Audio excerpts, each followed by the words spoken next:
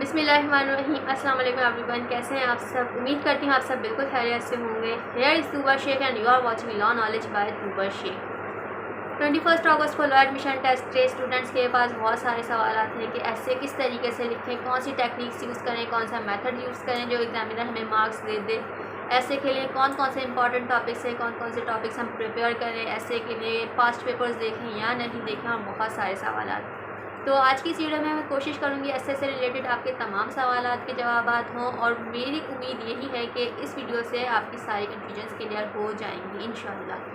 तो वीडियो को स्टार्ट करने से पहले चैनल को सब्सक्राइब करना बिल्कुल भी नहीं भूलिएगा, और साथ ही बेल आइकन प्रेस कर दीजिएगा ताकि हमारे चैनल की आने वाली सबसे सारी इन्फॉर्मेटिव वीडियो सबसे पहले आप तक पहुँचे। जी, तो लॉ एडमिशन टेस्ट के हम एसए की बात कर रहे हैं।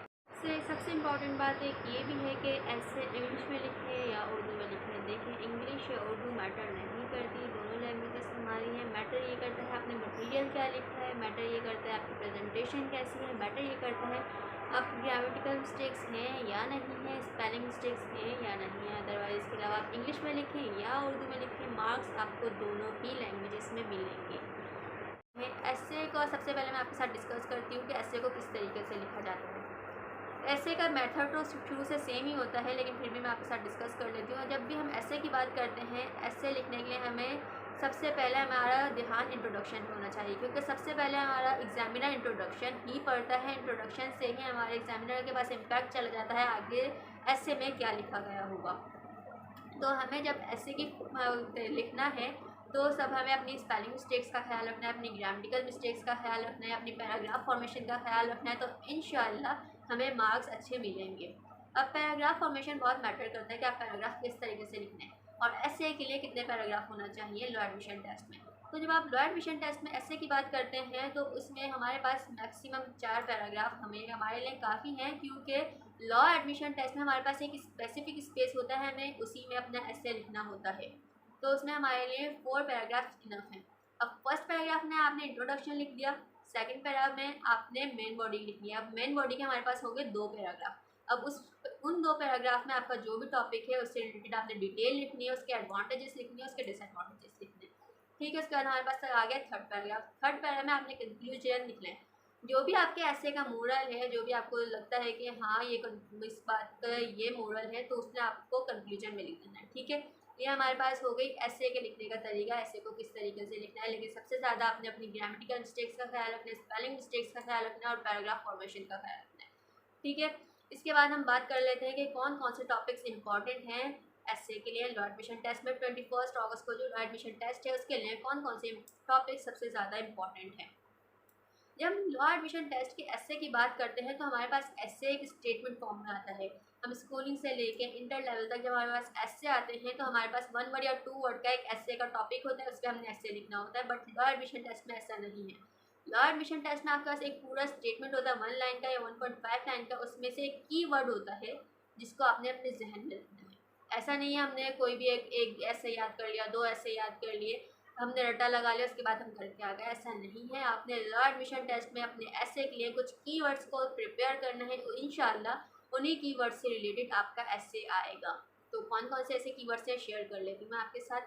जब हम लॉ एडमिशन टेस्ट की बात करते हैं, आप पास्ट पेपर्स उठा के देखें, मैंने भी देखे हैं, तो उसमें यही आया है। मैंने कुछ कीवर्ड्स नोट किए हैं, उन कीवर्ड्स से रिलेटेड हमारे पास एसए रिवॉल्व कर रहा होता है लॉ एडमिशन टेस्ट में। तो उन कीवर्ड्स में आज आपके साथ शेयर करती हूँ। अपने साथ कोई पेन या कॉपी रख लें ताकि आप उन कीवर्ड्स को नोट डाउन कर लें, उसके बाद आप उस पर अपने लिए प्रिपरेशन कर लीजिएगा, और इंशाल्लाह उन्हीं कीवर्ड्स से रिलेटेड आपका लॉ एडमिशन टेस्ट में ऐसे आएगा। अब सबसे पहले हम बात करते हैं, जब हम लॉ एडमिशन टेस्ट की बात करते हैं, हमारे लिए करंट अफेयर्स, करंट सिचुएशन बहुत इंपॉर्टेंट है, बहुत मैटर करती है। हमारे पास MCQs, पर्सनल स्टेटमेंट और एसए ज़्यादातर करंट सिचुएशन से ही आते हैं। तो राइट नाउ हमारे पास सबसे इंपॉर्टेंट टॉपिक है इंडिपेंडेंस। इंडिपेंडेंस हमारे पास कीवर्ड है, उससे रिलेटेड लॉ एडमिशन टेस्ट में कोई भी स्टेटमेंट आ सकता है, लेकिन आपने कीवर्ड को अपने प्रिपेयर करना है। कीवर्ड है हमारे पास इंडिपेंडेंस। इंडिपेंडेंस में हमारे पास ब्लेसिंग्स ऑफ इंडिपेंडेंस आ सकता है, इंपॉर्टेंस ऑफ इंडिपेंडेंस आ सकता है, या इससे रिलेटेड कोई भी टॉपिक इंडिपेंडेंस का जिसमें कीवर्ड है आपको वो आ सकता है। आपने अपना इंडिपेंडेंस का कॉन्सेप्ट क्लियर रखना है, हिस्ट्री, बैकग्राउंड, इंडिपेंडेंस के फ़ायदे, आज हम आज़ाद मुमलिकत में रह रहे हैं, तो ये सारी चीज़ें आपने नोट करनी है। ठीक है, उसके बाद हमारे पास नेक्स्ट टॉपिक है political situation. Political situation right now Pakistan की बहुत अहमियत की हामिल है, न्यूज़ चैनल्स पे भी आप देख सकते हैं। पॉलिटिकल सिचुएशन आ सकते हैं। अब पॉलिटिकल सिचुएशन में हमारे पास डिफरेंट कॉन्सेप्ट आ जाते हैं, करप्शन आ जाता है, रोल ऑफ प्राइम मिनिस्टर आ जाता है, रोल ऑफ पॉलिटिकल पार्टीज आ सकता है, role of media and the current situation of Pakistan आ सकता है। ठीक है, आपने पॉलिटिकल सिचुएशन को भी अपना प्रिपेयर करना है। उसके बाद हमारे पास टॉपिक है टेक्नोलॉजी। टेक्नोलॉजी से रिलेटेड हमारे पास टॉपिक आ सकता है। हमारे पास टेक्नोलॉजी में global world is becoming a global village, ये आ सकता है। आपने टेक्नोलॉजी को भी अपना प्रिपेयर करना है। ठीक है, इसके बाद हमारे पास टॉपिक है फंडामेंटल राइट्स। फंडामेंटल राइट्स पे भी आपका लॉ एडमिशन टेस्ट में ऐसे आ सकता है। और इसके अलावा एक इम्पॉर्टेंट टॉपिक हमारे पास है एजुकेशन। एजुकेशन हमारे पास कीवर्ड है, इससे रिलेटेड बहुत सारे टॉपिक्स हैं, आपने उनको देखना है, उनको तैयार करना है ताकि आपका लॉ एडमिशन टेस्ट आसानी से हो जाए। लॉ एडमिशन टेस्ट का ऐसे आपका प्रिपेयर हो जाए। अब एजुकेशन से रिलेटेड हमारे कौन कौन से टॉपिक्स आ सकते हैं? फीमेल एजुकेशन आ सकता है, चाइल्ड एजुकेशन आ सकता है, role of education in development of country आ सकता है, मीडिया एजुकेशन आ सकता है।